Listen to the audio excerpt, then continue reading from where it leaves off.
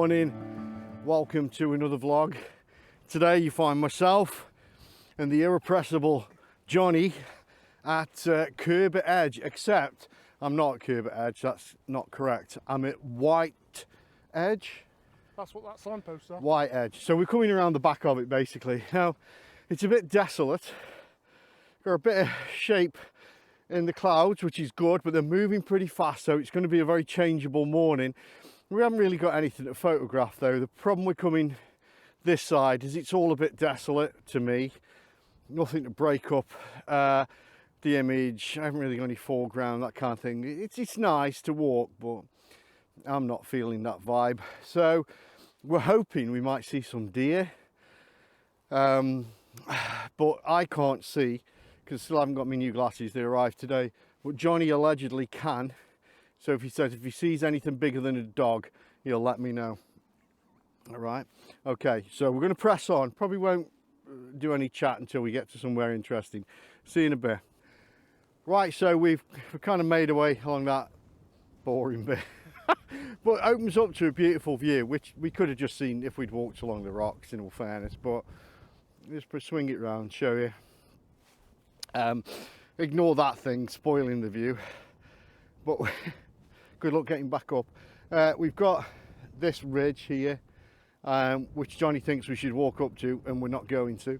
And then we've got the view across there, which I think you got like Kinder Scout over that way, and something else that way. There's a nice valley. You can't see it on the video. I think it probably isn't doing it any good.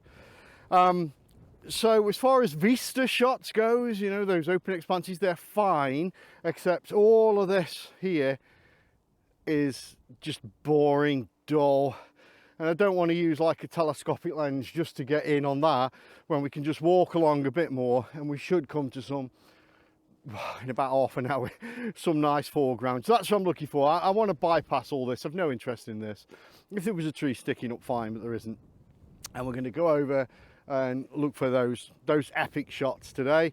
We're going to be playing with shots on the rocks and that sort of stuff. And no deer, but okay, come on, let's go. Right, we've got an exciting bit. Even with my eyesight, I saw up by that tree there something that I thought it'll have gone by the time I finish this, by the way. So I got Johnny, I said, hey Johnny, is that a deer? And he was as much use as tits on a bull, no idea. So I zoomed in with my phone, and we reckon it's definitely moving. It's definitely moving. We might have a deer. So I'm going to get the camera out now. I don't know why I'm whispering. Do you want me to shout half really a mile loud? away. Okay, so the last thing I am is a pro wildlife photographer, barely a pro landscape photographer. But so I've got the beast lens on, yeah, and I've got this guy now. Let's see if we can show you this. Bear with me. Okay, this is going to be a bit tricky. So I've watched a few videos, watched some of the guys who know what they're doing to get the idea of settings. I've brought the aperture down to basically as low as this can go, or opened it up as much as it can go to, which is at the moment 6.3. 1/60 because it's windy. I mean, maybe I'll have to increase that, but that will come at the cost of ISO. Look at that, ISO 400, dear God. So 2-second timer as usual, so I'm kind of playing the game of it isn't moving fast, which is why I've stuck that timer on, because I'm trying to get stability now. Oh, he's looking that way. Let's get a picture of that. So what I'm going to do, it's going to do its thing now, and bear in mind compositionally this is shite.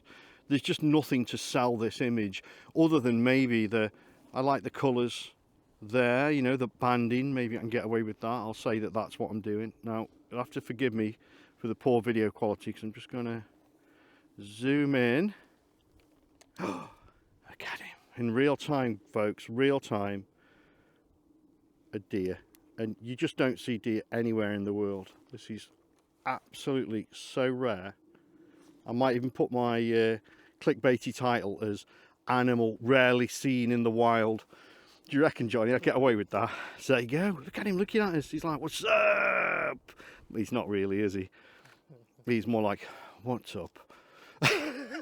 Now we've spotted a few more, and by spotted I mean we think we've seen rocks that may actually be deer. So I'm going to scope around a little bit. And then we'll get to the landscape stuff. This is exciting for me. I hope you're sharing my excitement, okay? I don't see these bad boys often. I'm just gonna, look at that. Amazing.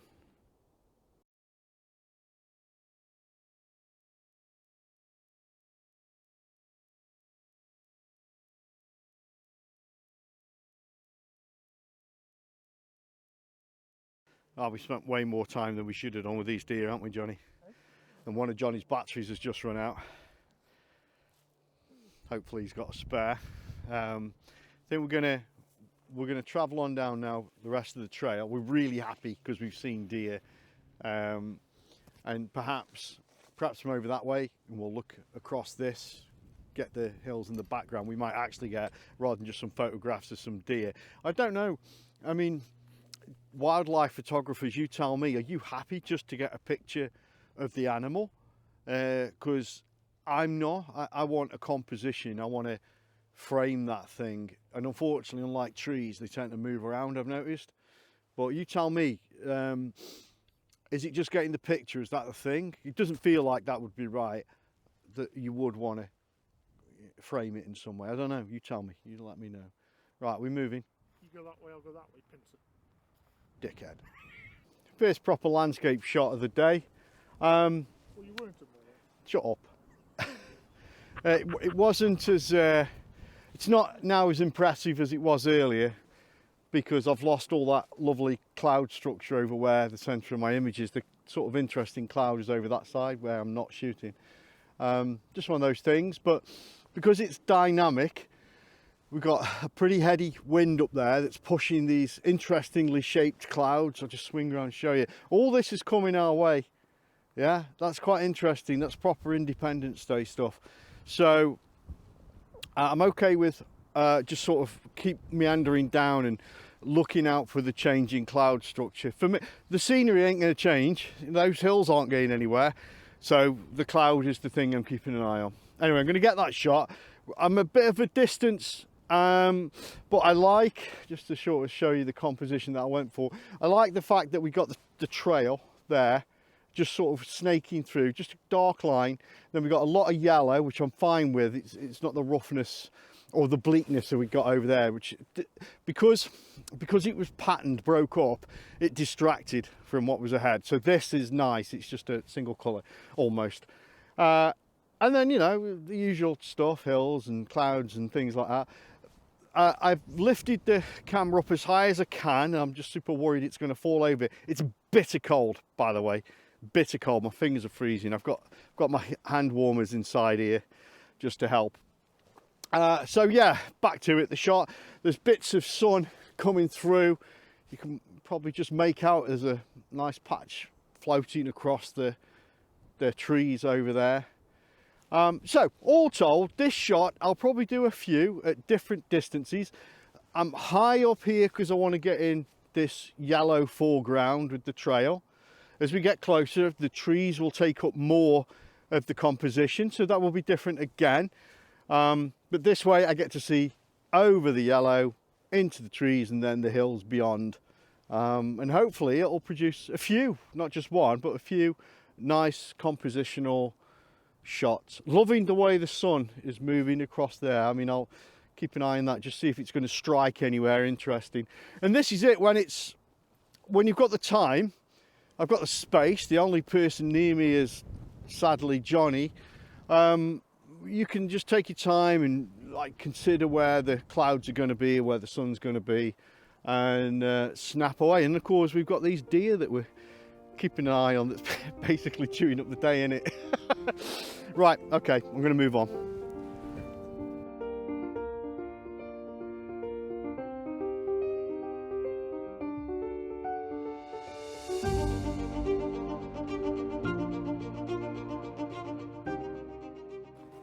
Okay, we're in the Silver Birch now on the trail, and this leads up to Curbar Edge. Got to say that walk along White Edge was quite nice, mainly because we saw the deer. But here's some nice trees sticking out. We might stop, get a few of these.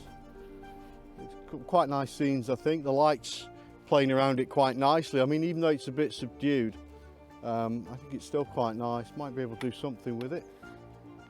Ooh, lots of the colour in that there, quite good. Yeah, so I think we'll stroll along here, maybe have a cup of tea in a bit, and then we'll do the rocks. That bitter wind has calmed down now, so I'm able to get my hat and gloves off, and life seems just so much easier. Doing a few handheld shots as I wander along. You know, I want to improve my handheld photography. I think I'm getting better. It's mostly just getting a comfortable position, and then of course getting your settings right. That higher shutter speed is something I have to get used to using, but really quite gorgeous today. Johnny's wandered off. When you're out with someone else, it's always nice to sort of get used to each other's freedom. So Johnny will go wandering.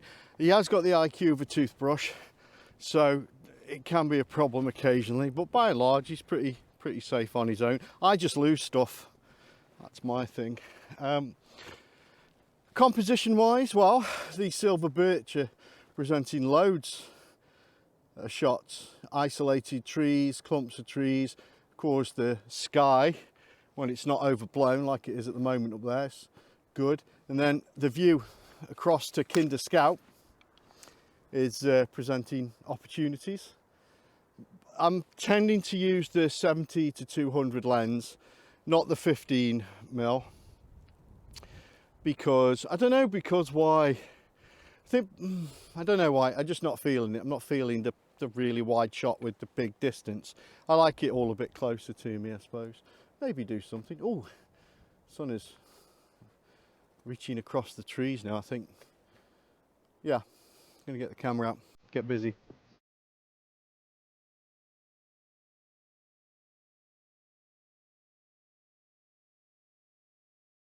Coming up to the rocks now.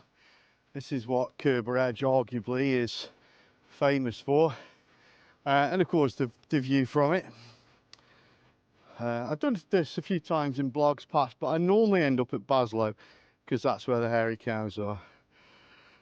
But this is lovely. I don't often come this far down either, so it's kind of new, this bit, but not entirely. Yeah, rocks.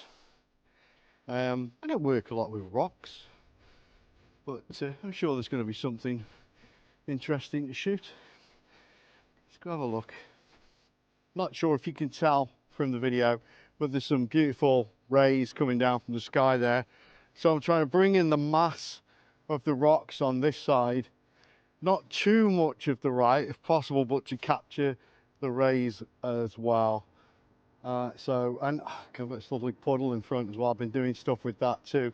So quite a bit going on, but I think I'm going to let this lead up into those rays. I've got to do it. I've done a couple of shots, don't panic, but I'm now going to get back to it and see if I can do a few more.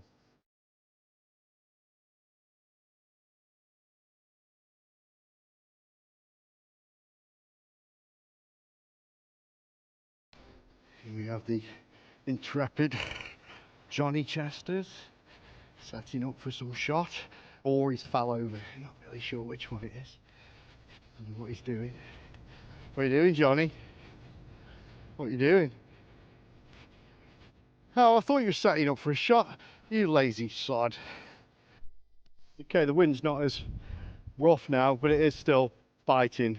Comes in gusts. So me and Johnny, we've decided to take it easy. Where'd you get them boots from again, Johnny? Timu.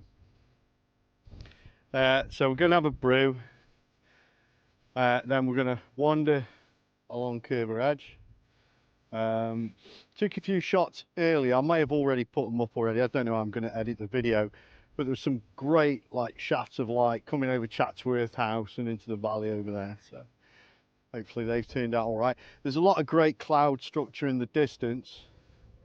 But might just be a bit too far for me to like it. That way, pudding factor 4, not good. Sun completely enclosed now. It's all moving towards the sort of crap end of the weather spectrum. So we'll get a few moody shots moving up. This could well be the end of it. after we've had this lovely brew. So I'm going to say right here, thank you for coming along. Hello, welcome to all those new subscribers. It's so wonderful to see those numbers going up. They do occasionally go down, but we'll just overlook that. And I want to thank Johnny for petrol money, I guess. And, and I look forward to seeing you soon. Bye for now.